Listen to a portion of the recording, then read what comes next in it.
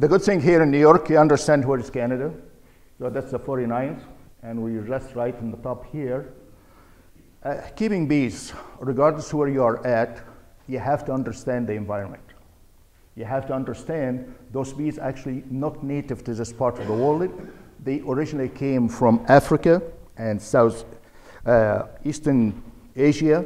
Then we moved them here and we start adopting them in this part of the world.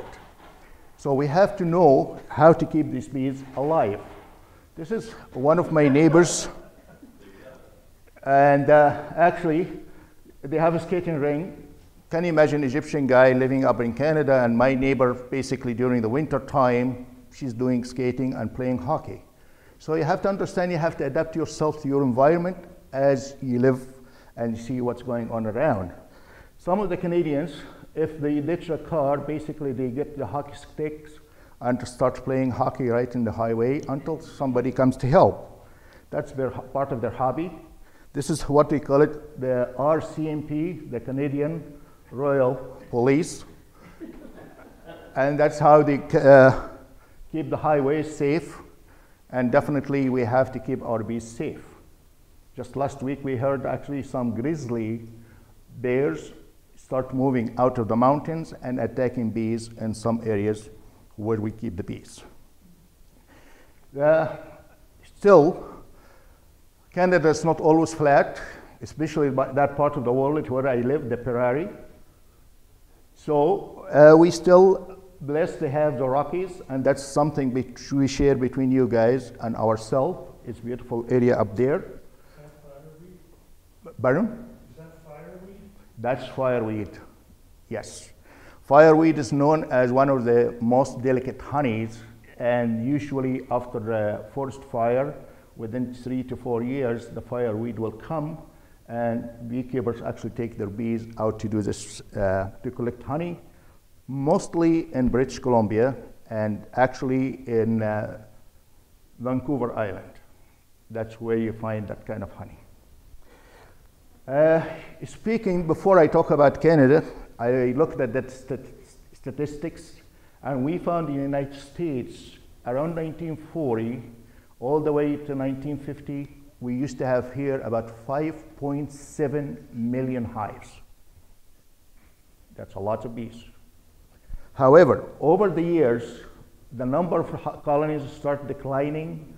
By 1997, we have about 5 or 2.5 million hives.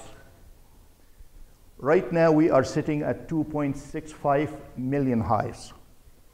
Things change. You can see the decline happening all the time. So what we hear about bee decline, it is not something new or just happen overnight. That's industry development, and the trend is being going like this for quite some time. One of the events which really changed the whole industry around the whole world, and especially in North America, we had in 1984, we had trichial mites move into the United States. We don't know how, but most likely some people, they put some bees in their pockets and bring it from one country to another. And that's how some of the pests introduced to another country. So it happened in 1984, the trichial mites were introduced. By 1987, we got the VARROA mites. And since 1987, actually the whole industry completely changed their practice. That's what we are trying to survive. Being there, by 2006, 2007, I'm sure a lot of you heard about colony collapse disorder.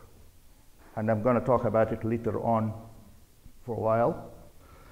And going from 2012, for the rest of the stuff here, with the changes, we haven't really seen much recovery, but still we are within 2.5 to 2.7 million hives. Whatever you read in the media, bees in decline, that's kind of snapshot of what we have.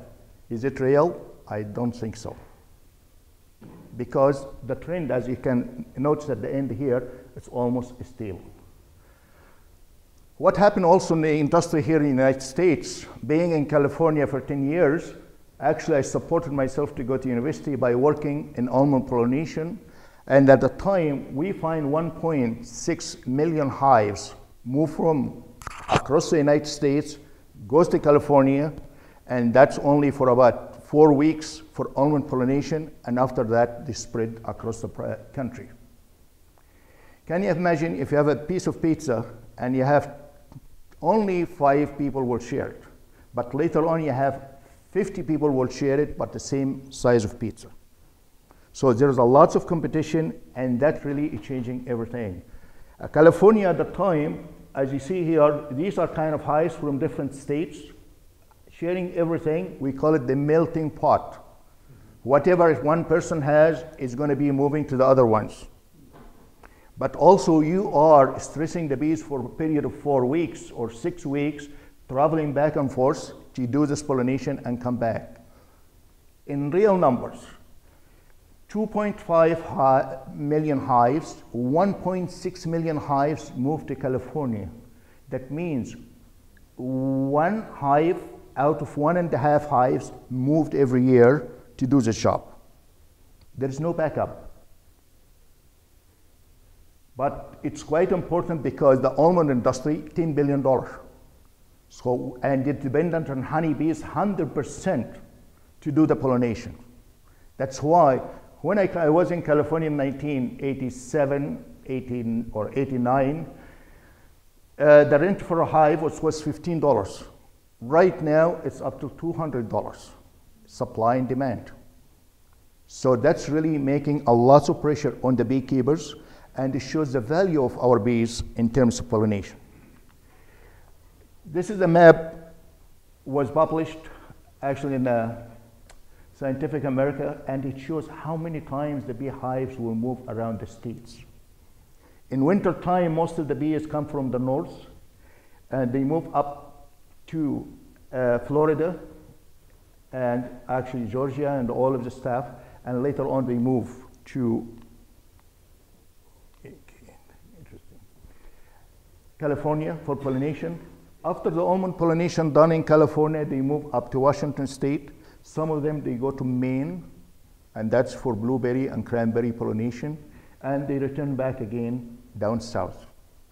So each movement for 2 to 4 weeks, by the time the bees, they get used to the foraging areas and food sources, they have to move. So we are seeing some issues about the nutrition of the honeybees. I love the fact when some people start talking about bee stress. I always challenge them because we don't have psychologists or psychiatrists to measure the bee stress. The bee stress here, we mean nutrition, and they are not able to establish themselves in one location. Is this normal for the honeybees? Not really. Then, moving up to Canada, we have also records like you guys here. Since 1924,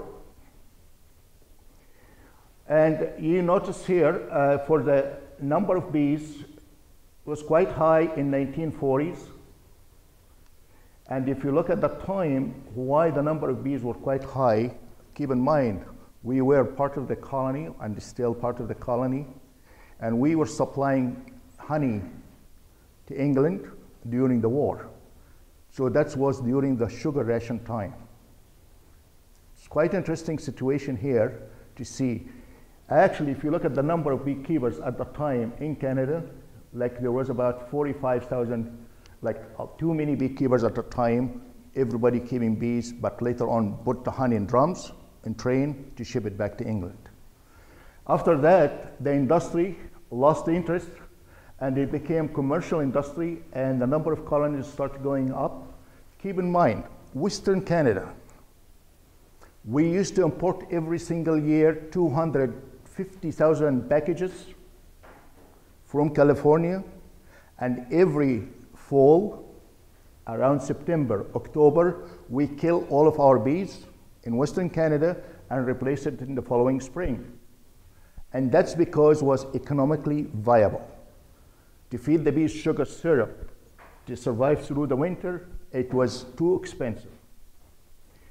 So the industry continued until 1984. Remember when we talked about 1984, tracheal mites came?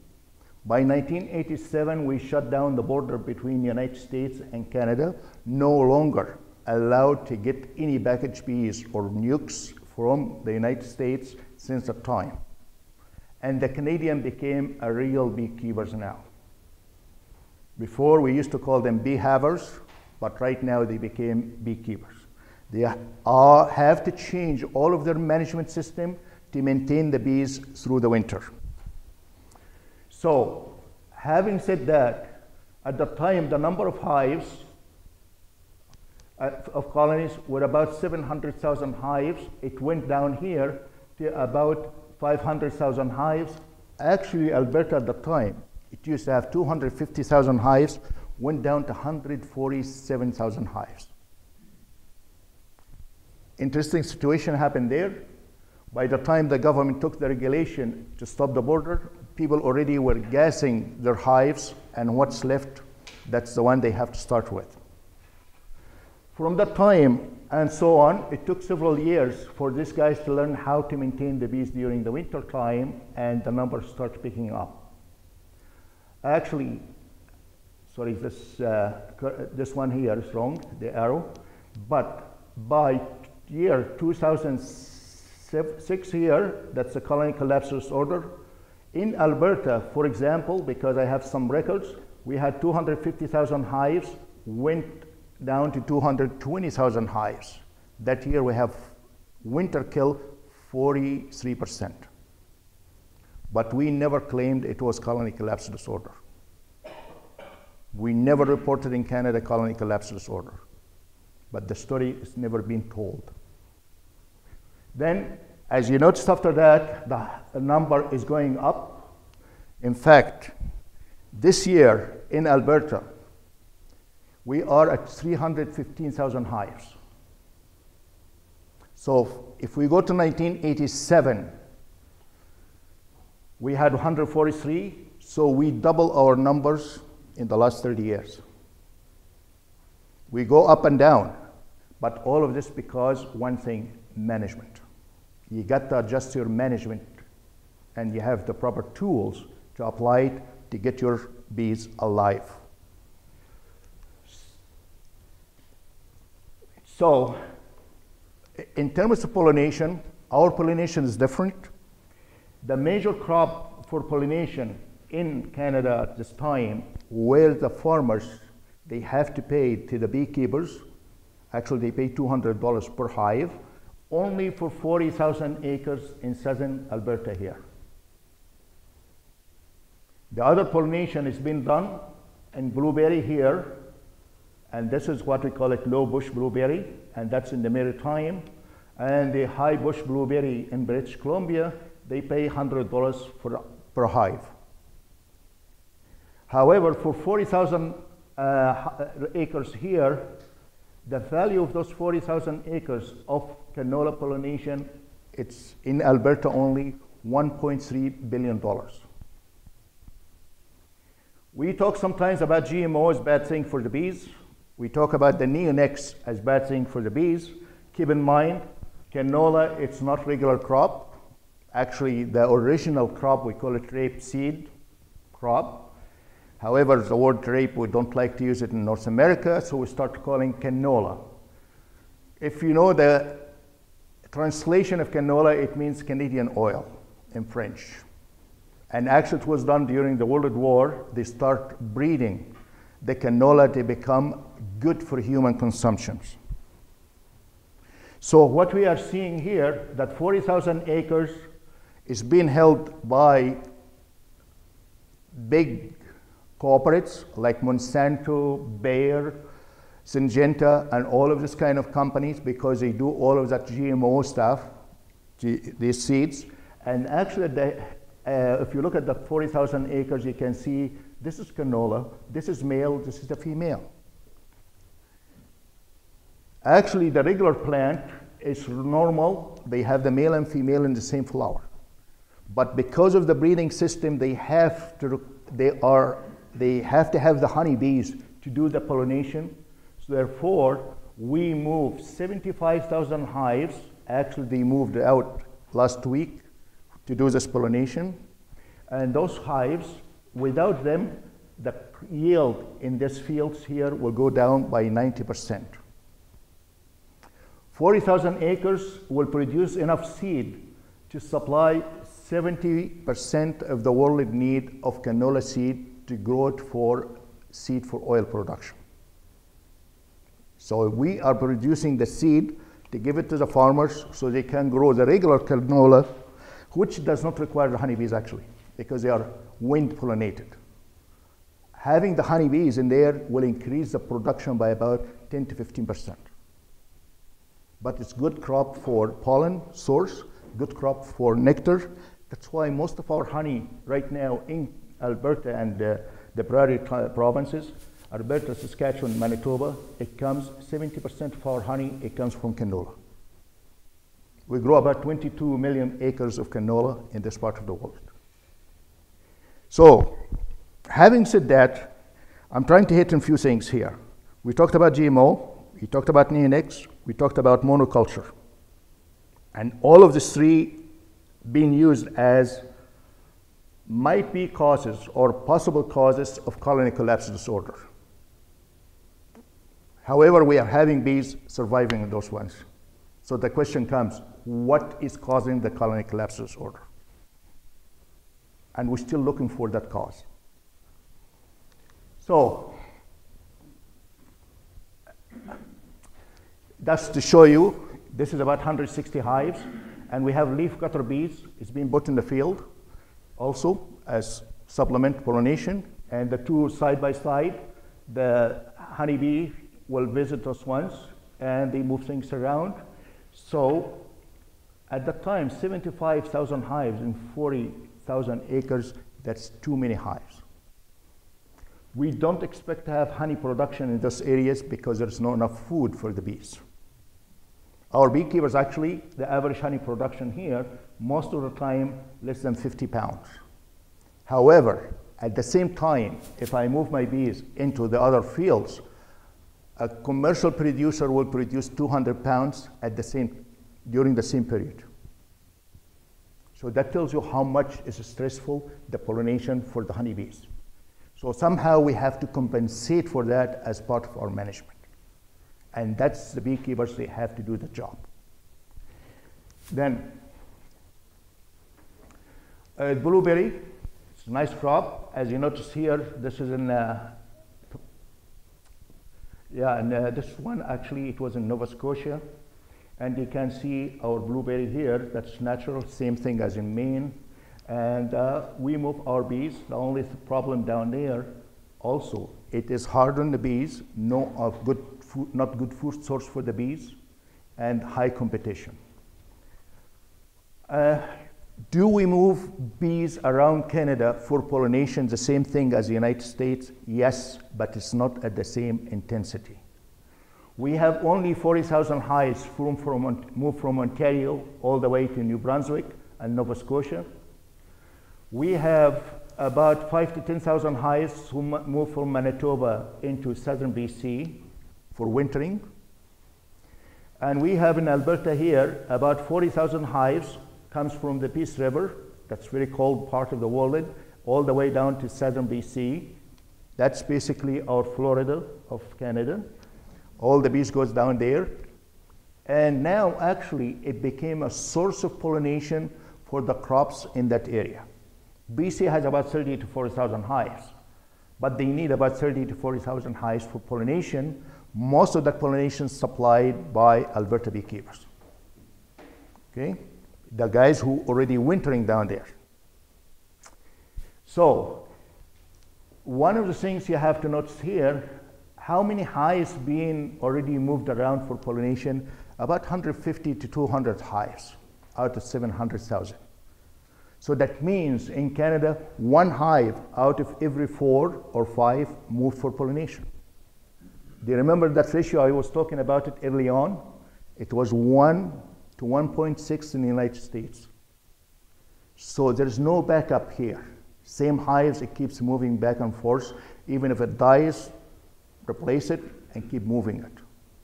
So that's really creating a lots of issues in terms of management and stress. Is the management regulated in Canada and not regulated in the United States? No, management, we're a free country. Beekeeper. You got the key word. Okay. Yep. Okay, our honey, that's basically where we make most of our crops. Canadian honey is known for being real light color, white, water white sometimes. And actually, most of our guys, because we have to export it, mostly the United States and Japan, and lately we are trying to open China to the upper class because they require certain honey coming from other parts of the world, other their own honey. So we've been working that market so hard to make sure we are meeting the requirements. You notice here, that's the kind of quality of honey. The only problem with our honey, one thing, crystallize, because most of it coming from canola. Is it really natural? Yes. Because the components of the sugars ratio, that will encourage crystallization. But because of the quality and being delicate in terms of the taste, actually that's where we have the market for it. Lots of it comes in the United States because also some honey comes from other crops here, like cotton and others. It's quite dark, so they use the Canadian honey to blend it to give you that gold color. So that's another use of the Canadian honey in the market here. So in terms of honey production, and this is real. I did not prepare this slide for you guys. This is my technician here. She was an inspector. And actually, they want to collect some samples from these hives. She has to stand on the top of the drum to go to collect the honey samples and bee samples. Last night, I turned on my Facebook, and I found some beekeepers already talking about the first round of harvesting honey, and they are talking about 80 pounds for the first round. Second round, it's about 80 to 100. Third round, about 40. So we have some guys actually maintain their average of honey production 285 pounds in terms of 6 weeks. It's not because we have super bees. One thing it's being good, you are far north. Our sunset is 11 o'clock. So bees work so hard through the whole day. That's the only thing. But you have to have the crop, you have to have the rain. So that's really making a good. That's why our management, as you mentioned early on, it is intensive. The day I get phone call in my office, that means it's raining in that place and the beekeeper does not have a good job to do except call this guy to ask him a couple of questions. So right away when he calls and I say, well, how's the weather up there? Oh, it's raining, eh? I said, okay, that's my, it answers the question. So that's a kind of, but beekeeping is management. But also we have to have the proper tools. The honey production system, these guys, they can turn over 500 to 750 honey supers a day, extraction. So they have to have two systems like extraction system, and most of their equipment actually comes from Cowan and from the States. And as you notice here, few guys handle the issue or the honey here. I had one friend from New Jersey when I used to work down there. He came over and he found the guys were cleaning the walls, and he was, Bob, surprised, and he said, Tim, what these guys are doing? He said, oh, they're cleaning the bee feces and crap from the walls to make sure nothing will drop in the honey. He had a big kick out of it. So I said, well, Bob, sorry, these are Canadians. They have to make sure the product is being produced properly. It's being winter. One thing about the Canadians, they are always optimistic about winter. Lots of people complain about it, but the ones who complain about it, they go to Arizona or Florida. The rest will get stuck up there. So we'll try to make the best out of it. For myself as a beekeeper, I always say, actually, the best control management system for the honeybees is winter. Why is that? If the bees are healthy and well fed and protected, they are going to survive the winter. If the bees are sick, they are not well fed, they are going to die. So that's natural selection. Now, a lot of guys, they consider, oh, what percentage of the hives winter indoors? Not much really, except in Quebec here, north of here. In Alberta, we have 65% outdoors, 15 indoors, and the rest, they go to BC. So in reality, we learn how to maintain and winter our bees outdoors. And the key, and we're going to talk about it over the next couple of days, nutrition, keeping healthy bees, and add additional protection. And that's all what it takes. So this guy here, actually he's in the Grand Prairie area, that's further far north, and he had to shovel his snow, and right now he's sitting in the top of boxes. And lately he's been wintering the bees in single box. I always say, Bill, you must be crazy, but it's working for him. But again, the key, 3 things: healthy bees, nutrition, and protection. And actually, we consider the snow, as soon as they cover the bees, that's part of the installation, because you don't have to worry about that wind coming from the north and hurting your bees. Indoors, here about 17.5%, yep. So you can notice here, we build buildings, and they have this kind of single boxes indoors. I have one guy winter all of his operation, 12,000 hives indoors. And that's because he likes the system like that. But does it make any difference? Not really. Whatever you do indoors, it is outdoors the same. But that's the way they used to do it, and there is no advantage one over the other. Now getting into bee health. So what really we are doing with our bees? Keep in mind, we share the same diseases. Nothing special about the Canadian bees or having any advantage over the American bees. All of us, we learn about the American foul brood, Nosema, Varroa mites, and small hive beetle, and now we have the trichial mites, but we are no longer here too much about it because there's selection, natural selection happened over the last several years, so trichial mite is no longer as serious as we used to have it in 1990s.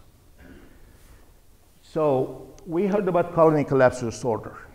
One of the things happened here, the good thing, it's kind of happened here in the same state, almost very close to this place. Bees disappeared. And all what's left, brood areas and some young bees. Where is the rest of the bees gone? We have no idea. And actually, for the last several years, we're still looking for them. I love the fact the media took over this one. When I get phone call from a lady down in Edmonton area and says, Medhat, I have some bees in the backyard. Are these the ones lost and you're looking for them? I will say, thank you. That's really conscious call. And actually, we have our bees in our backyard. No issues there. And I'm glad to see some bees flying. Same year, as this reported, we had high kill in Canada. I open my hives, I see my bees dead in the bottom here. I said, well, the Canadian bees must be really very religious. When they die, their soul goes to heaven and the body goes to the ground. We looked at those bees. We found it was Varroa mites. All what we found, a product we were using it for several years, it's called check mite, which is specific for Varroa. It's no longer working. Mites develop resistance to it. And once the mites develop resistance, that means that body immune, they can survive the treatment.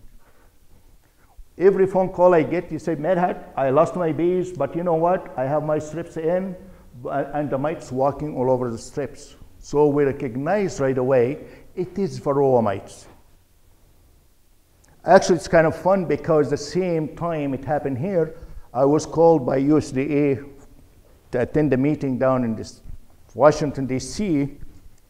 as Canadian expert to look at this colony collapse disorder. And at the time, as I am crossing the border, the guy at the immigration office, he said, "Sir, where are you going?" I said, "Washington, D.C." And he said, "For what purpose?" And I said, "Actually, you heard about this colony collapse disorder, and we are doing investigation and I'm invited to check, to be part of this team." He said, "Oh, I heard lately the cell phones is becoming also part of the problem. Have you heard about that, right?" So I said, "Yep." He said, "Really?" I said, "Yeah. If you talk on the phone, that signal might kill the bees. If you text, there's no issue." So basically he said, "Sir, have a good day. Good luck with your bees." So still actually, that happened 2006. Now we are 2017. 11 years. What killed the bees? It's a question. What happened here?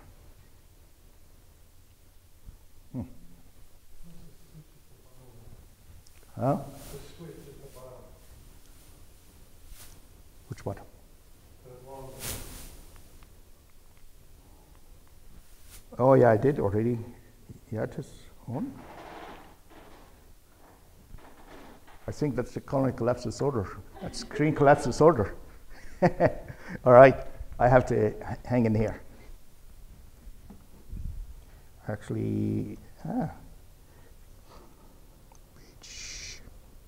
here we go. Okay, actually, I love this movie here. It happened at the time, and I like to share it with you guys.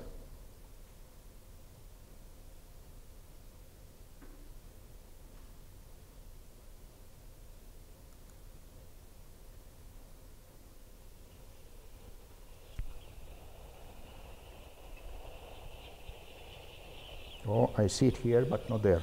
Okay.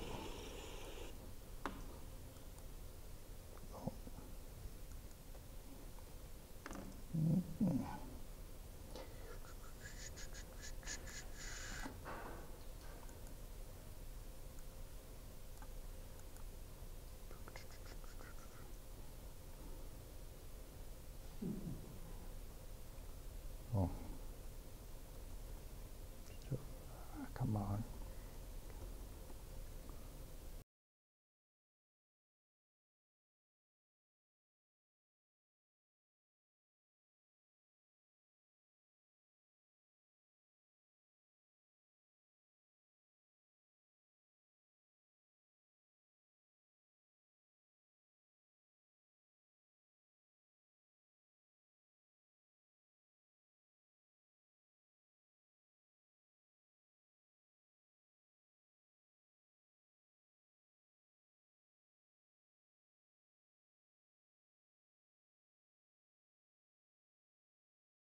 Right now, what I call it at this time, that's the reality of our agriculture system. It's been moving, things changing. We are seeing monoculture, a lots of use of pesticide. We have to move bees for pollination. So all of this stuff is changing.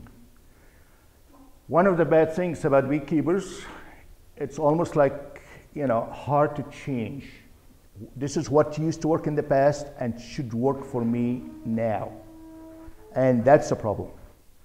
So we have to be careful about what we do in terms of our system.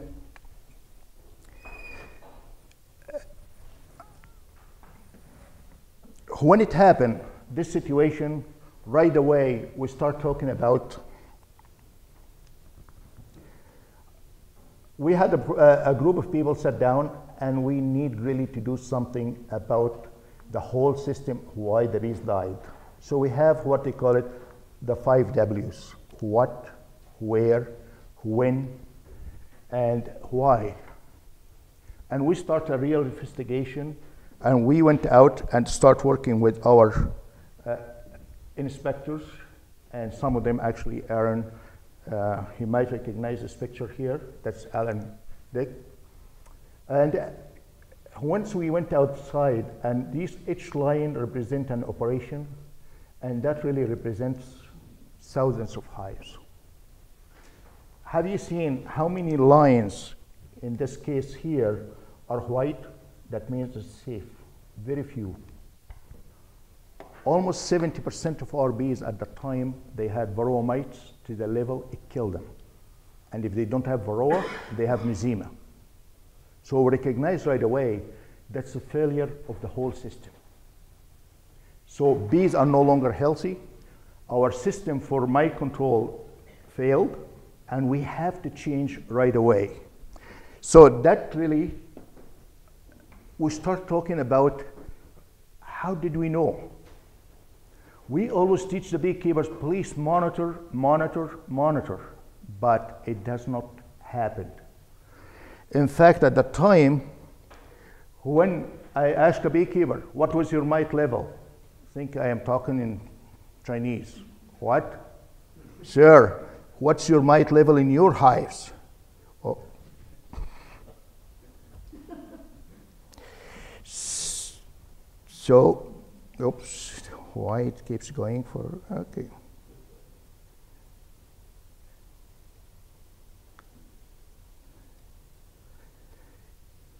So, Medhat, what are you talking about? Nothing. So at the time, the value of monitoring, for the first time we start to understand, we have really treat our bees the same thing like ourselves. Annually, we have to go and see our doctor, to check up to make sure whatever you have is right or wrong, or what could happen to you in the next year. So we moved our system into now more action. The monitoring system for varroa mites, we have it for quite some time, but nobody actually paid attention because it's extra work. If the treatment is available, why not I treat as prevention and forget about monitoring? And that's why the resistance will develop without knowing. So in fact, at the time, what we start seeing, I was up north and I was looking at some hives. I have some guys actually committed suicide over the loss of 70% of their bees. And at the time, you understand how valuable to have better tools and teach those guys how to use it properly. I was sitting with my inspector at McDonald up in the Peace River, and this is very far north. And I said, John, how can we get the beekeepers to monitor? Jennifer, do you have that jar, please? So I said, well, at the time it was in the fall, and all the ladies having this mason jars, trying to make, thank you, trying to make some sort of jams and all of the stuff. I said, if I get mason jars, and I took the two lids, put them together, and put duct tape for use, and screen in between, and hold them in between, and that will give me 2 compartments. I can collect the bees, as you notice here, in one side, shake them for about 1 minute, turn it upside down, all the mites will come here and count them. And that was like almost 6 o'clock in the morning, having breakfast, and I said, John, why not we do that? The good thing, there was a store, hardware store across from that place. I went down there. People like when scientists are crazy sometimes, that's okay. Went down there, got 2 mason jars, and I got actually rubbing alcohol, and we got duct tape, and we tried it in the field. It did work. And now it became a tool for everybody. You use your smoker, you use your hive tool, and you use your shaking jar. And now when I get any phone call about, Medhat, I have a problem with my mites, guess what? I shook my samples and I have 7 mites, or 3 mites, or 50 mites. Actually, that inspector was in the picture here, stopped counting after 7 because we consider 7 mites, that's a threshold. And anytime I saw the report coming from Alan, and I said, Alan, what's MTC stands for? He said, too many to count. I said, you get paid for the job. That's our purpose for research. You need to count them. But now, actually, everybody, I start making a joke. If you don't have to know math, all what you do, 7 mites with 1 inch of bees. There's a rim here, actually. You can see a rim in the back here. That's ½ inch. Just double this one. That will give you about 300 bees. I love the fact that lots of guys start using icing sugar because I don't want to kill 300 bees. Guess what? When I go to the doctor and they draw some blood from my system here, I'm not going to die, but it will give more accurate results. If you kill 300 bees and you are concerned about 300 bees, maybe that colony should not be alive. 300 bees is not going to make any difference in 10, 20, 30,000 bees. So in reality, we still get the 300 bees and we use dropping alcohol or the winter wind shield fluid. That's very cheap.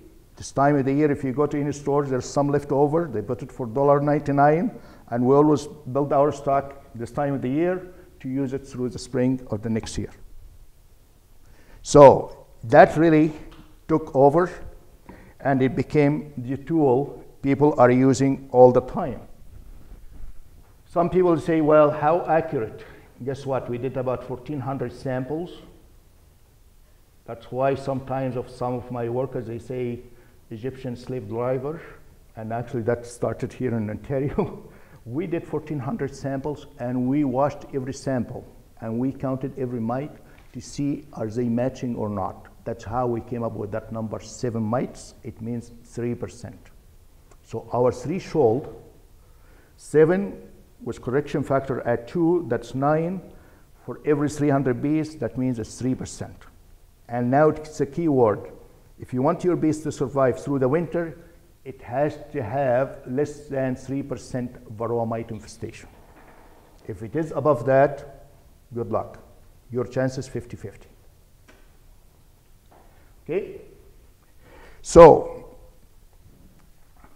one thing, guys became so excited about it and say, oh, I'm going to go at the end of July, I'm going to take my sample to see where I'm at. So I like to start my treatment early. Oh, well, Medhat, I got about 1.5 mites. Is this okay? Like 1.5%. I said, well, wait a couple of weeks and go back again. 3 weeks later, he went back. That 1.5 became 4%. 2 weeks later again, or 3 weeks later, it became actually 9%. So one snapshot is not good enough. When you come to the fall, you have to do at least 2 or 3 consecutive sampling once every 10 days. The last sample for those bees going to the winter, it has to be less than 3%. If something developing down there, I know now I have to treat my colonies to make sure my winter bees are protected. Yes? Every hive? Not every hive. Like, usually, like for my commercial guys, we always ask, like always they have the same management system. I always say for each yard, about 4 hives. Then you test the same hives. Not necessarily, because like I'm taking it random because you treat everybody random. There's one idea. I have some colleagues who always say test every single hive, and if this one is high and this one is low and this kind of stuff, treat the high ones and don't treat the low ones. I disagree about this one because one thing, bees you have to treat them like a lot of cows. If one cow is sick, unless you isolate that cow and put it away, everybody will get the same infection again. Bees are the worst enemy to themselves. They move from one hive to another hive, especially if it gets infested and weak, and bring the mites back to themselves. That's why if you are going to treat, I treat all the hives. Why not just treat prophylactically? Prophylactically, you are going to run into more trouble about resistance. to some of the products you are using. But in reality, at the end of the day, with the system we are going around, because he might be treating and taking care of his bees, next door within 1 mile, another person are not treating, guess what? His bees will go and pick up those ones. So you have to monitor more frequently, but still, we would like to treat when it is needed and you know it is accurate and it's doing the job. And that's a kind of controversial things, but with the smaller number of hives you have in the backyard, we have better control over them and you can monitor all of them. It's not going to take too much time out of your daily job. So that's here. When you ask a guy, after you treat, you have to make sure your treatment, it did work. And this is very hard for a lot of beekeepers, but lately they recognize, if they know the level of the mites going down. There is last treatment, we are going to talk about it tomorrow. You can use oxalic acid to clean up whatever is left, if it's needed. That's why we don't also treat prophylactically, okay? So, after we done this stuff here, guess what? We doubled the number of people we were monitoring, and you can see most of the lines are quite white, because everybody now, at least we are finding 51% of the colonies healthy, and we found actually 21% their infestation less than 3%. If you add these two together, that's about 72% healthy. That's how we recovered very quickly. If you look at this pie, this is 2007. We had 10% healthy. By 2000, here, that's 8, 9, 10. By 2010, we had 80% healthy. And our winter kill, actually, over the last 3 or 4 years, between 10 and 20%. We don't see that's 40, 45%. And here we're talking about big guys, 5,000 to 10,000 hives. So all of what it takes here, if you look at for our statistics here, we've been doing it. These are the 3 years when we had about 35%, and add to that 15% weak colonies. There's no production because they are so weak. So we were within 40 to 50% losses. But lately, this is across Canada. I think I have one for Alberta, that's where I do most of my work. Last year, it was 10%. But I love my beekeepers. They start to relax. Management now is easy. This year we got hit so hard, 30%. But nobody complain and pick up the phone and say, you know why? I don't get this call anymore. But we had really bad winter. It started, early start in March, and everybody, for the last 2 years or 3 years, we have early spring. So everybody thought that's the same thing. March was good. April came, it was minus 40 for a month. So all the brood built up and collapsed, and the bees, they lost almost 20% of their bees in 1 month. But Canadian, they understand that's climate and that's weather conditions, so there's no complaints about it at this time, and they are recovering again. But the idea about the disease as cause of it, we solve this issue by having them monitor their hives, and they keep monitoring them. As a matter of fact, today, just as I am sitting in the hotel, after I took some coffee with Aaron, I had a phone call from a guy. He said, man, I had 75% of my bees, they have 3 boxes of honey right now, but I have 25% splits. They are not doing anything. What can I do to, right away, I said, you take some samples. My lab is available. I have an inspector will be up in that area about 6 hours from Edmonton north. And you can give Ali your samples, and we're going to check them. Most likely it is Nosema serrana. But the key here, for Mark. He picks up the phone. He knows exactly what we are talking about. And I said, you are not looking for a crop from those ones, because if we have to treat those ones with fumagillin now, you cannot extract the honey. He said, Medhat, I'm looking for next year. Those hives, I want to make them strong enough, healthy, going to the winters, so I have 800 hives coming next year. So that's the kind of mentality we have with our beekeepers after we went through that change of management system. So you notice one thing here, VARROA is no longer a big thing. All of our stuff here, starvation, weather, weak colonies, poor queens, and all of the stuff. But again, one thing I tell you about this poor queens, but it's nothing about the queens here. Most of our queens actually comes from the United States and Hawaii. But again, our system is different. And I always say, again, it's the beekeepers, we need to find a way how to introduce them properly and do a better job in looking after our queens. If I look at the same survey, this one was 2015. If I look at the same survey in 2009 or 10, actually it used to be VARROA Nizima, all the way. So we changed the whole system.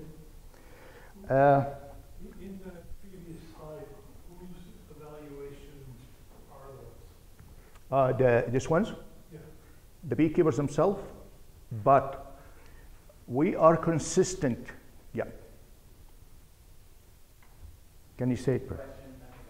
Yeah, go ahead. Oh, sorry. Aaron was asking who's the evaluation of those ones. We do our surveys with the beekeepers, but we learn one thing. We limit our surveys to a number of what we call it commercial or sideliners, serious sideliners. So, for example, if I'm talking about Newfoundland, that's 500 beekeepers, 500 hives out there starting. It's kind of an interesting situation. And the first year, actually, they come last year. If I look at Alberta here, since my industry is 315,000 hives, 300,000 hives in the hands of 300 beekeepers. Between 400 hives and 27,000 hives, that's the largest beekeeper we have, a crazy guy, but we have 112 guys. So we focus our surveys on what we call them, have interest in the industry and making money out of that. There's no insult for the ones with one hive or two hives or three hives, but basically try to be consistent in having our data to reflect what's happening to the industry, okay? So all of us, we have, actually the Canadian Association of Professional Apiculturists, we oversee this program, and we've been doing it for years, and consistent questions across the country. So that way we have robust results to give us exactly what's going on. So, oh, okay, sorry, I forgot about this one. This is the surveys being done by Be Informed, and as you notice here, total number of dead colonies or percentage of number of dead colonies, it's hovering between 30% to 45%, even in those years here. So we always question the fact, what's going on? Actually talking to Dennis, we changed things a little bit, and he changed some of the reporting, and he started talking about commercial operations, but still the level is quite high. Keep in mind, our participation of our results, 50% of the beekeepers report in our surveys, and we capture about 50 to 60% of the bees in Canada. So it's a real reflection of what's happening there. One of the things we try to encourage the beekeepers, if you seek help from me and advice, you have to give me the proper information so we can give you proper recommendation so we can deal with the issue. And we have a lot of cooperation between both of us. Speaking of the whole thing about neonics, which no subject actually or talk will be complete unless we talk about the neonics. Definitely, there are lots of issues about it out there, being highlighted by the environmentalists, it's been highlighted by scientists, it's been highlighted by different beekeepers. So we have issues with the neonics. Actually, it broke my heart when Simpson, he started talking even about it. That's kind of, in a way, wow, that's taking over the whole media. And we see everything, like as they sent to my politicians and ministers letters, how can we save the bees? Stop the neonics. So the issue here, actually, this is an industry being taken over the last, since 1990s. We used to use what you call it organophosphates. However, Al Gore at that time, he issued a kind of recommendations. We should stop using the organophosphates because it contaminates a lot of food, and it comes in the mother milk, feeding the babies, and there was a lot of side effects. Neonics came and took over. The industry felt at the time covering the seeds with the neonics mix that will protect the crop during the first 6 weeks of their life from any bugs. And it became like what Erin mentioned early on, prevention. It starts selling point, and instead of spraying 2 or 3 times, why not you buy it early on, and that's insurance for your crops. One of the things happened at the time, as the seed is being seeded, we start seeing the tractors and the seeders creating all of this dust, and the dust will settle and start exposing the bees to this material directly and kill the bees. In fact, this research was a brilliant research. It was done down at the University of Indiana. Purdue University. Huh? Purdue University. Purdue, yeah, University. Very different university. Yeah, it's here. I know it's Greg Hunt stuff, yes. Thanks, Jennifer. So actually, these guys were quite smart because actually the farmers, as they put the seed in the seeders, they start mixing it with talc powder to make the flow going faster. And with the air pressure, it contaminated, broke down, and a lot of contamination. So we have solid evidence the system, it can kill the bees. Now, all the companies and working with the farmers and the companies, they change the adhesive material to make it harder to break down. They change the talc powder to something more oily so they don't create too much dust. So we start solving this problem in a better way, but still we have issues with the sublethal doses. The nectar and pollen, they have leftover residues, and that can kill the bees over a period of time. This issue is still under investigation by the EPA and the Canadian guys. And actually at this time, we haven't had any issue about or any resolving decision about how to do with these products yet.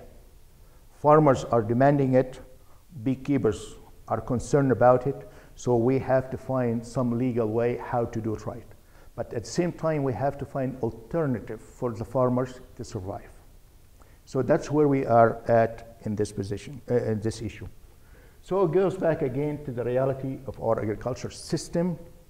And as a matter of fact, based on that, we have, as you've seen through the whole talk, few things would change.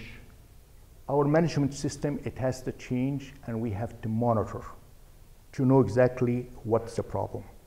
As a matter of fact, tomorrow I'm giving a talk about what we call it proactive beekeeping.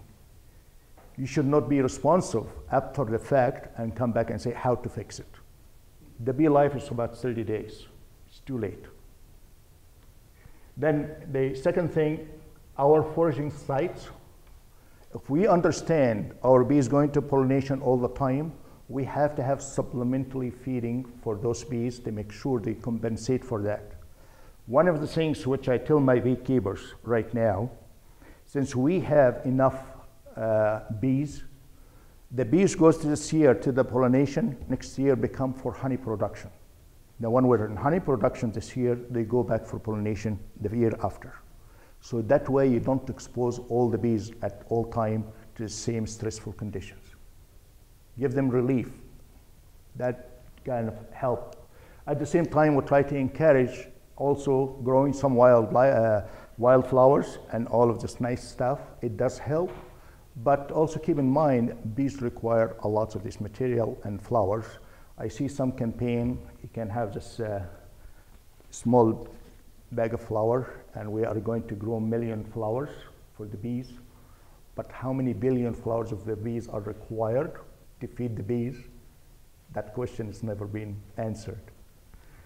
So avoid using pesticides unless you needed it, and if you are going to use it properly. And learn how to live with the agriculture system. We start seeing now, as a beekeeper, I like my farmer not to use any pesticide because I like to save my bees. At the same time, I like to use my Epivar or chemical to control my Varroa mites in my own hives. We have now some farmers, if I tell him, oh, can I put some bees in your farm? Nope. Because I use neonics and I don't want to kill your bees. So where we are going to keep our bees? And that social problem is growing faster more than we believe.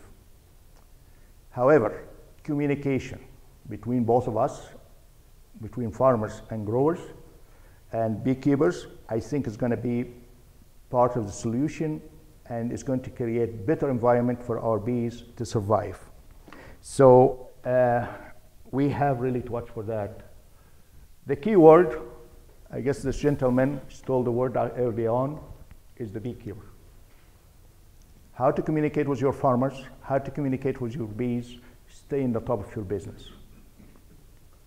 And that's what I like about my beekeepers up in Alberta, especially like those ones are taking care of this large number of the bees.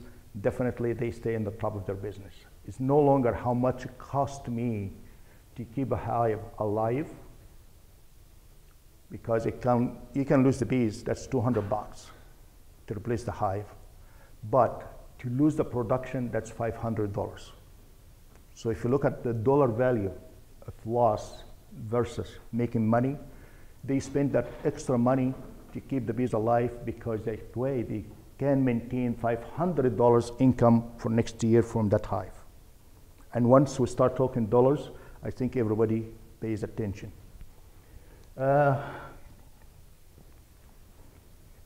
One of the things, since we are all of us, how many of you have cell phones?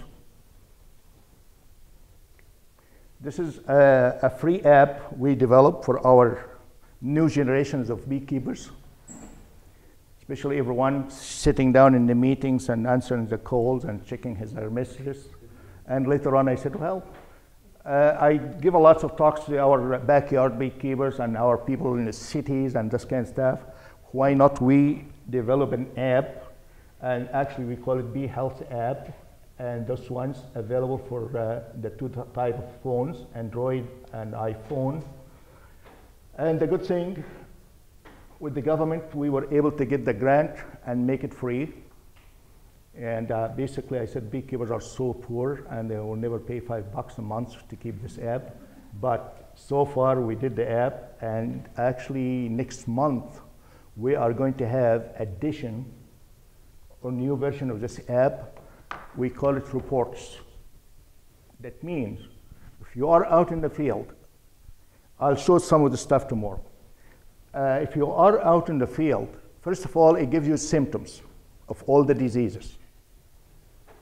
And if you walk into the field, you can, choices here, several symptoms, click in these symptoms, and later on, what your best guess. It will give you guess number 1, guess number 2. If you are not sure about that, save the report, take more pictures, and you can send it to us, and we can help you to identify the disease. Definitely, there is one thing we have to be careful. That's the only thing the government said, Medhat, we're not going to answer the whole world. We don't have resources. So actually, we are giving you, if you are Alberta Agriculture, registered beekeepers, you can contact us and we will respond to you. If you are from any other country around the world, send it to your bee specialist. Or you have Aaron around, and he's a nice guy. So write Aaron's email and send it to him, and Aaron will contact you and say, well, by the way, you might have this or that or whatever. I was quite pleased to see, right now we have about 14,000 downloads from across the world. And we were quite excited about the new edition because now we are giving the reports. You can keep it in your file or share it with anybody to get help. Or even if you would like to keep updating your own reports here for the same hive or same field, you can keep it in your phone. So that's another thing we try to keep up to date with our clients. And I think one more slide. Why we do all of this? Definitely for our future generations. And definitely I have a lots of backup from all of these industries helping me. And I have a long team of staff. First time I went to Alberta, it was 2002, and I had only myself and one colleague was in long-term disability. Right, now I have about 12 people working in the same program. And definitely, it's making a difference in our beekeepers' life and also for our bees. That's where we are at. And if you have any question, I'll be more than happy to answer that one. Thank you. Thanks. Yesterday I did 6 alcohol tests in 2 small bee yards. And in one bee yard, I tested bees in that yard, even though the others only had 0 or 1. Okay. The question right now, she has a couple of yards, and one yard has 4 hives, and 3 hives, zeros, and 1 hive has 6. It depends on the time of the year. Okay. So right now, knowing this area, you are going to have a break in your honey flow during the summertime. Correct? So I will come to that hive which has 6 and start treating it right now. But later on, I'll monitor the rest of the hives because now I know this one. Still, I have time. If the other hives will develop their population to August, September, and it's going to be quite high, then I treat again. Great. So I watch them. Right. Because of the one next to them, but I don't treat them right away. Just yeah, the one, yes. Already accelerated. Yes. But also you have to be, depends on the product you are going to use. What are you planning to use? I don't know. I came here to find out. I've used a lot of products. I don't know which one I want to use. Okay. The question right now, since she has 1 hive and she wants to treat it, what kind of product can be good for this time of the year to use? You have 2 options. I believe as a registered product in the United States here, you have Max, Might Away Quick Strips. Actually, the early versions, I was one of the guys developed some of these products, but you can use only 1 strip because it gets too hot. If you are, according to the label, you have the option using 1 strip per hive or 2 strips. Use 1 strip because that's easier in the bees, and the efficacy expected about 70%. Why not I do the quick way of applying it, since it is Max, Might Away Quick Strips. The quick way, you have 2 strips and too much formic acid, and it's quite hot nowadays. It's about 90 degrees. A lot of formic acid will go through the hive and kill the queen and kill the young brood. So we have to be careful using this one. The other option you can use also the ApiLife Simovar. That's another registered product here in the United States. And this one, you strip your hives, there's no honey supers, and you put the 4 pieces on the top of the two brood chamber, and this one, you don't have to repeat it twice. Maybe once will be good enough, because again, if it gets too hot, it will have too much fumes of essential oils, and it can reduce the brood production. It's going to drive the bees into the bottom box, and you lose some young bees coming to continue the colony population development and getting for the winter, ready for the winter. So that's the two options you have right now. And if the mighty quick strip is about 70%, what would the Apiculture bar be? It's about the same thing because you're using it only one application. One application. Yeah. Usually the proper application for Apiculture VAR is 2 consecutive applications, one after the other. Okay, any other question? Yes, sir. Would you rotate treatments on hives and stuff? Use one product one time and then another product another time, or use the same product straight through? The question was, you rotate the products you are using in your hive or use one product all through? Again, as I asked early on, it depends what kind of products we are using. Number one, there is a product which is still effective and being used by the beekeepers. We call it EpiVar, and that's strips. You stick it inside the hives. This kind of product, actually, the mites easily can develop resistance to it. And we don't recommend using it during the honey flow. So that's why with this product we have to be careful and don't repeat over and over unless, between seasons. If you use it in spring, you can alternate in the fall with something else. The other products, it's like formic acid base, products like Max, or essential oils, it's like Apilife products. Those ones actually, you don't have to do that all the time because the mites will not develop resistance to them as far as we know. Because these are products, evaporates, kill the mites, and it does not work in a specific system in the mites to kill them, okay?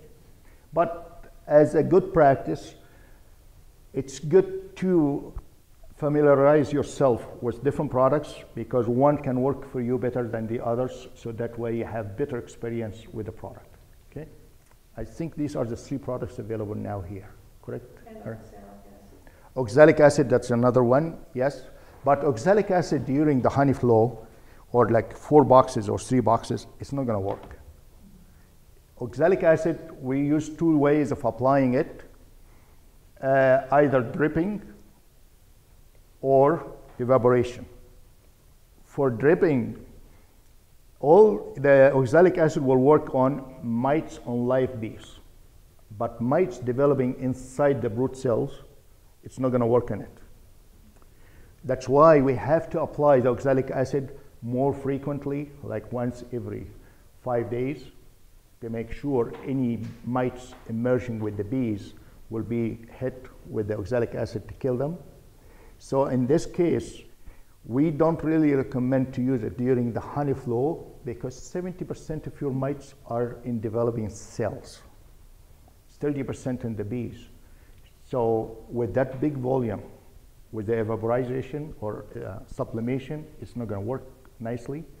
However, if you are going to use the liquid, you have also to split between the 2 boxes and half of the dose in the bottom box and the other half in the top box. Okay, and tomorrow we're going to touch on that as part of our mite control alternatives. Yes, sir.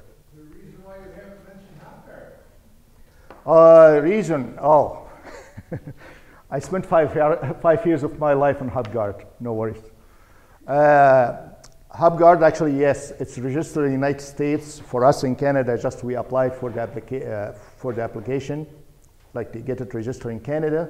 With HubGuard, what we are finding during the honey flow, which is allowed, actually will give you 20 to 40% or maintain the mite population at the same level. Too many bees inside the hives and there is no enough product in that strip to cause proper kill. And the story of the HubGuard, even though it was registered about 5 years ago in the United States, and the label would say it is effective 95%. I had one student, she was doing her master's, and we found the efficacy never went beyond 40%. That's why in our lab, we developed what you call it now, HubGuard 2, which changed actually the strips and the amount applied. And we are finding better results with it, but also it kills mites on the bees. The problem with HubGuard, tomorrow I'm going to show a slide, the early strips, the bees used to chew it and become like dust within 3 days. The new strips right now, it holds, but the material available only for 5 to 7 days. So you have to apply 2 applications back to back to get about 85%. That part is not in the label yet. Okay? So HubGuard, it does work, but we have to be careful about the use of it, and we're working with the company to amend the label to reflect these new changes. Jennifer. I just want to get back on that oxalic acid. I just want to mention it's not labeled for use. You can't use it when you have honey on, essentially. If you have honey supers on, you're not allowed to use it. It's not labeled for use when you have honey on, especially if you plan on marketing that honey for consumption. It's a big no-no. You have to follow the label. So if you buy wood bleach instead of oxalic acid, which is also a big no-no, make sure you look at the labels for how it's supposed to be used for VARROA treatment, because it says under what environmental conditions you can use it. Yeah, definitely. Like we have different, like for ourselves in Canada, we have different labels from here. As a matter of fact, like even our label with HubGuard is going to be very different from here. But at the same time, always we call it like that's a key way of looking at your products, read the label and apply it to your hives.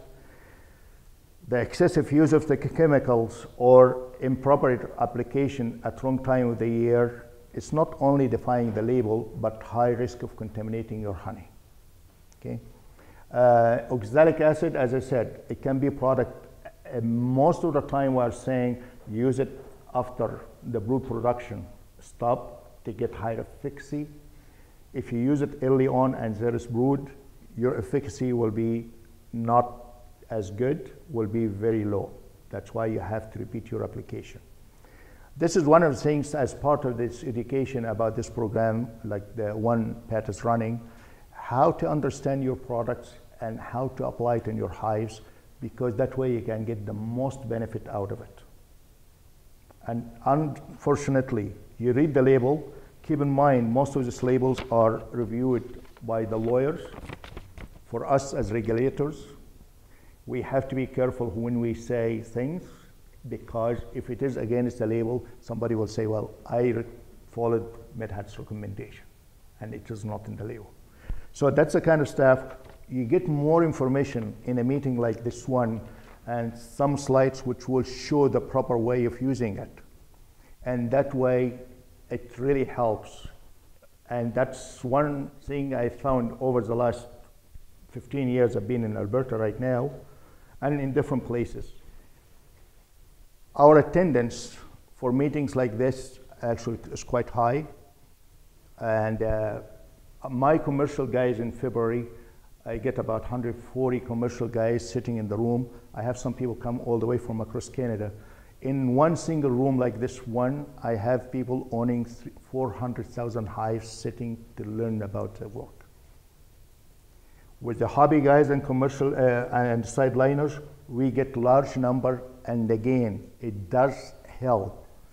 There is a big investment in this kind of services, but the key thing for this one, you learn what it's all about. Like this question came here. I have one hive. What should I use? And what is the proper way to use it? That's the kind of things we need to be smart about it. Like right now, I say, our bees in trouble, but we need smart beekeepers. And that's the only way to save our bees, being smart, ahead of the curve, and do the right thing to the bees before they are dead. They will never come back if they are dead. However, if we are ahead of the curve, actually the bees will stay alive. As I said, this year, when we lost 30%, I never had a phone call to say, do you know why the bees died or died? And my answer is quite clear. I'm not God. Keep going to church, and hopefully someday you're going to get the message. That's kind of my answer. And they know that. So in reality now, everybody, when they call, by the way, I suspect this is happening, and this is what I did, and just I would like to confirm so I can improve my system for next year, or I don't do the situation again. And that's where we need to find more beekeepers. It doesn't matter if you have 1 hive or 10,000 hives. 1 hive for you, it's 100%. So in reality, if you lose that hive, it's a problem. So that's why we need really to get more, and I appreciate the fact Pat and her crew here are doing this job, because it does help. And actually, that's the main thing right now, helping beekeepers across the whole country. Okay, any more questions? Well, that was easy. Yeah. So how many, with all these treatments and everything, how many treatments do these beekeepers give per year on average? Okay. The question is how many treatments the beekeepers will do per year on average. Keep in mind, we have several diseases right now. We talked about American foul brood. There's some treatments for it. And I just mean for mites, actually. Huh? I only mean for mites. For mites, okay. Yeah, for all mites. For varroa mites. One thing actually, over the years, working with my guys and knowing our season, keep in mind our season up north is shorter. This part of the state might also belong to the Canadian management, because again, you have shorter season, you have winter and this kind of stuff. But southern part of the states is a little bit warmer. I will consider our main treatment for our mites, actually, it's early spring. We do our mite treatment in February. You might wonder how this Canadian will go out and do their treatment in February. Very smart people, they buy skudoos. They play hockey in bikinis. Right. Well, actually, what they do, that's another hobby. They buy skudoos, and it's business deductible, because they have to use the skudoos to do the bee treatment. See? Smart beekeepers. So they have the skudoos, they put the epivar strips in those ones, and you know the epivar strips, you're familiar with that, that's one treatment. And actually they do it in that part of the year because the colony cluster is about 6 or 8 frames. So they are using 2 strips. I don't have to use 4 in the fall. Okay? But pollen patties at the time, so the bees will go after the pollen patties. So that's one treatment. Guess what? When you do it at that time of the year and the cluster is quite small and you have the proper dose and they have pollen patties over 6 weeks, you are going to get 95% of the mites dead. I don't have to worry about having a colony right in the middle of the summer. The mite will go up. Second treatment which we do, so it's only 2 treatments we do it in our part of the world. It is in late August, early September. And at the time, actually, we are using different formulation from formic acid, like not max, at least in my part of the world. We are using either, we call it Thymovar, which is like Epilife Var, but that's registered product in Canada. It's the same kind of system. The other one, we can use formic acid or oxalic acid. These are the 3 options we are using in the fall. So our treatment up in Canada, actually 2 treatments, 1 in spring and 1 in the fall, and you are okay. But it has to be done at the right time. One thing we taught them lately, remember when I was talking about make sure the bees go into the winter less than 3%? If in September they check the bees and they have actually 2% or 3%, they go back and do oxalic acid sublimation. What months? Usually November. When the brood stopped. Brood stopped. And also keep in mind, we cannot really use that drenching, because you start feeding the bees, you wrap the bees ready for the winter, So basically, the most common application of oxalic acid in late fall, early winter is sublimation, which is evaporation inside the hive. And they do it actually 2 times at the time, back to back. So that way, if you look at the mite level after the 2 application, it's almost 0. But that's in case if the fall treatment failed. So we have 2 treatments, optional 4 if you are going to use the oxalic acid because you have to apply twice. Okay? So in February, you can't monitor, you're going to treat everybody in February? Yes. And that's why Aaron, he's familiar with our system because he has some friends up there. So, you know what? If you have that many hives and you are going to start going and it becomes too expensive, harsh weather conditions and this kind of stuff. So actually, most of our guys do that spring treatment religiously. The full treatment is optional. Because some years, the fall, and you look at all of your bees, and you find the mite level is not worth it to treat at all, and that's the time they don't treat. And 1 application. But also one thing we learn, everybody has to treat at the same time or around the same time, so that way everybody will not infect everybody else. And that's what we learned the hard way, because we have one guy, 5,000 hives, and guess what? After he treated and all of his bees were less than 1%, at the end, before he wraps them, he takes a few samples, just 2 samples out of each bee yard. Guess what? And he mapped them. Each yard has 48 hives. He had 10,000 hives, so 96 bee yards. He found 10 yards in the middle. The mite level was about 10%.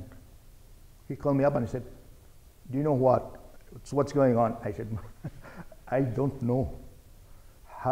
Do you know of somebody else in this place?" I said, "I have no idea." Actually, I jumped in my truck and I went down there. I said, actually, Tabin also, his name is Mike. I said, "Hey, Mike, bring your boys and let's go out in the field." And we start going around the bush. And finally, we found about 20 hives having actually what they call it parasitic mite syndrome and lots of varroa mites. So that's the time actually. We treated those hives and we went back and treated those 10 yards, and he was quite happy. At least he was able to. But that shows the value of that monitoring. Okay? So there's few things, like one of the things, like you have to respond, even though like it was too late. And he said, "I don't have the evaporizer for the oxalic acid. What should I do?" I said, "Go ahead and put the strips," even though at that time it was illegal to leave them through the winter. I said, "You know what? I will sign my life away, no worries, that's based on my recommendation, and do that." And he did that. But again, that's when you respond to your colony needs. That's emergency. So that's a kind of beekeeping we like to see all the time. And I don't mind. My guys, they can call anytime 24/7, but I know when they call, there's a question and we have to respond. Okay? So that's the kind of key, and I love the fact the guy's monitoring. He's doing his deal. Okay? Any other questions? So that answers your question, 2 or 4?